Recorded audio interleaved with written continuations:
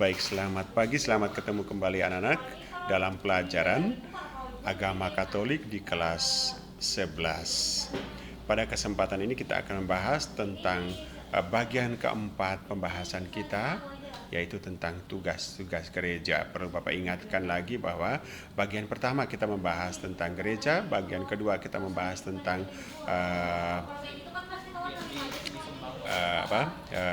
para pemimpin gereja kita, ya, yang disebut dengan hierarki. Yang ketiga kita bahas tentang sifat-sifat gereja, dan yang keempat ini kita bahas tentang tugas-tugas gereja.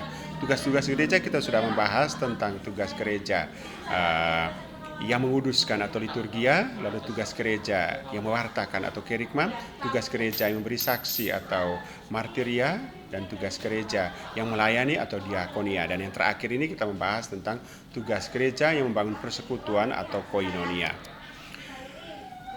Gereja bukan sekedar organisasi saja, tetapi merupakan kumpulan anggota umat Allah yang hidup bersekutu, bersatu dalam nama Tuhan. Apa beda perusahaan atau organisasi dengan gereja? Dalam satu organisasi, kalau salah satu departemennya mogok, paling-paling yang mogok itu di PHK. Kemudian manajemennya mencari orang lain menggantikannya. Akan tetapi di dalam gereja, kalau ada yang salah, anggotanya mogok, kita akan upayakan supaya kembali. Kita akan berusaha memahami kesulitannya, kita akan mendoakan dia, kita akan menolong dia, kita akan membesuk dia, dan kita akan turut simpatik dengan keadaannya. Singkat kata, di dalam semangat kebersamaan, berusaha menolong anggota gereja yang mengalami kesulitan atau kesusahan, karena kita adalah satu kesatuan keluarga Allah atau yang disebut dengan gereja. Lalu sebagai dasar kitab suci dari tugas gereja yang mempersatukan atau koinonia di sini, kita bisa lihat dalam Kisah Para Rasul bab 4 ayat 32 sampai 37. Adapun kumpulan orang-orang yang telah percaya itu, mereka sehati sejiwa, dan tidak seorang pun berkata bahwa sesuatu dari kepunyaan adalah miliknya sendiri, tetapi segala sesuatu yang adalah kepunyaan mereka bersama. Dan dengan kuasa yang besar, rasul-rasul memberi kesaksian tentang kebangkitan Tuhan Yesus, dan mereka semua hidup dalam kasih karunia yang melimpah-limpah.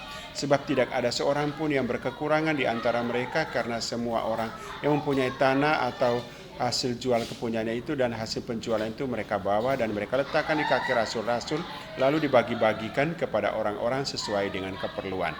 Demikian pula dengan Yusuf, ya, orang rasul-rasul disebut Barnabas, yang artinya anak penghiburan.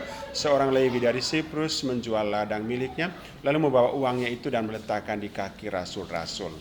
Dari gambaran tentang persekutuan umat dalam komunitas basis model jemaat perdana, Kisah 4:32-37, dapat menjadi model atau cermin bagi kita untuk membangun persekutuan umat dan komunitas basis. Model komunitas umat perdana ini tidak dimasukkan hanya untuk kelompok kecil umat saja, tetapi sesungguhnya model ini, gaya hidup jemaat perdana ini juga merupakan patron atau acuan atau model atau hidup gereja beriman sepanjang waktu, partikular maupun universal. Artinya bahwa cara hidup jemaat perdana itu juga merupakan cita-cita yang terus-menerus diupayakan, diperjuangkan, dan disatukan dan diwujudkan umat beriman sepanjang waktu.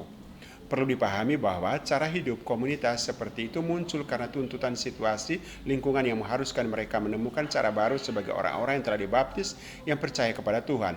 Bisa dimengerti pada waktu itu sekitar awal-awal abad pertama, mereka masih merupakan kelompok kecil di tengah kelompok lain yang lebih besar, yang lebih mengancam mereka. Sebagai kelompok kecil yang baru mempunyai identitas sendiri, sebagai orang yang beriman berbeda dari orang-orang lain di sekitar mereka, mau tidak mau mereka harus bersekutu, bersaudara, saling memperhatikan, membantu, dan harus memberi kesaksian bahwa mereka adalah orang-orang baik, orang-orang percaya, agar mereka dapat terima dan dihargai oleh orang-orang lain di sekitar mereka.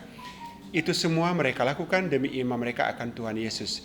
Iman mereka menjadi penggerak utama dalam sekaligus menjadi sumber kekuatan bagi mereka untuk melakukan apa yang terbaik bagi diri mereka sendiri dan juga bagi orang-orang di sekitarnya.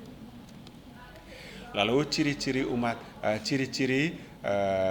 utama cara hidup jemaat perdana: pertama, persaudaraan atau persekutuan; dua, mendengarkan sabda atau pengajaran; tiga, pelayanan terhadap sesama atau solidaritas; empat, perayaan iman, pemecahan roti; kelima, memberi kesaksian tentang Tuhan melalui cara hidup mereka. Jadi ciri yang pertama persaudaraan, ya, persaudaraan. Mereka selalu dalam semangat. Ingat di pembahasan kita tentang gereja, ada seorang turis yang mencari di gereja di Amerika Latin, ya, tidak ada lagi bangunan gereja, tetapi yang dia temukan adalah persekutuannya yang penuh keakraban dan persaudaraan. Jadi itu arti gereja yang sesungguhnya.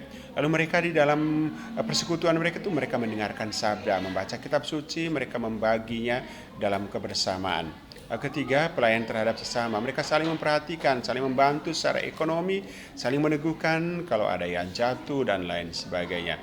Dan mereka berkumpul berdoa bersama dalam memecahkan roti atau dalam ekaristi. Baik, jadi itu ciri-ciri utama dari cara hidup jemaat perdana yang kemudian kita ikuti sampai sekarang. Baik, demikian anak-anak pembahasan kita tentang koinonia atau gereja yang selalu bersekutu, dan kita semua diajak untuk selalu membentuk persekutuan. Yang paling inti adalah dengan keluarga kita, lalu kemudian dengan lingkungan dan dengan gereja yang lebih luas. Semua kita selalu menemukan diri kita dalam persekutuan dengan teman-teman yang lain di dalam iman akan Yesus Kristus. Terima kasih atas perhatiannya.